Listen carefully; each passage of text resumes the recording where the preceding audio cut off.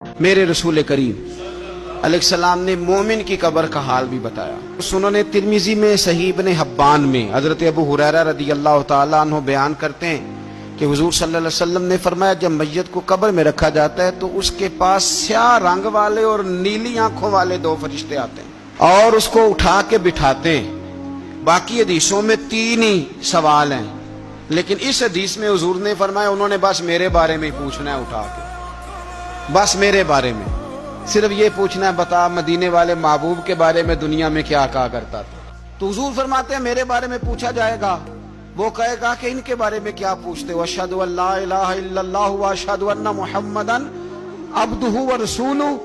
تو فرماتے ہیں پھر اسے نا ایک طرف کھڑکی کھولی جائے گی تو جہنم کا دروازہ دکھایا جائے گا اور اسے کہا جائے گا اگر تو سوالوں کے صحیح جواب نہ دیتا تو دوزخ میں جاتا، لیکن اب تو نے صحیح جواب دیے ہیں۔ تو حضور فرماتے ہیں اس کی قبر 70 گز چوڑی اور 70 گز لمبی کر دی جائے گی۔ مسجد میں اسی والے حال میں جگہ مل جائے تو بندہ بڑا سکھی رہتا ہے، اور صبح جائے بینک اور پہلی لائن میں موقع مل جائے تو بندہ بڑا سکھی رہتا ہے کہ میرا جاتے ہی کام ہو گیا۔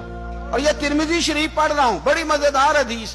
نبی پاک صلی اللہ علیہ وسلم فرمانے لگے پھر اس کی قبر کو نور سے بھر دیا جائے گا۔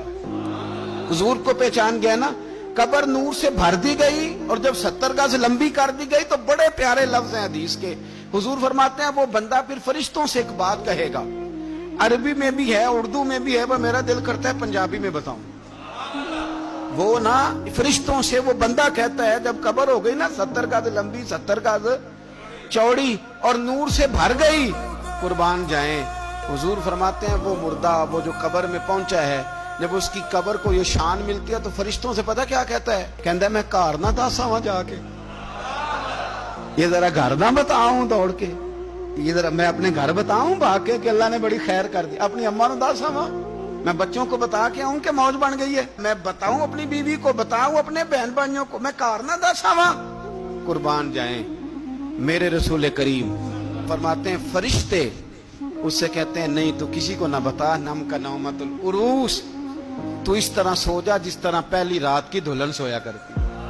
وہ بڑے چاؤں میں سوتی ہے، وہ بڑے پریم میں سوتی ہے، نئی زندگی کا آغاز ہوتا ہے تو سوتی ہے، اور فرشتے کہتے ہیں اب تجھے وہی آ کے جگائے گا جو تیرے اہل میں تجھے سب سے زیادہ محبوب ہوگا۔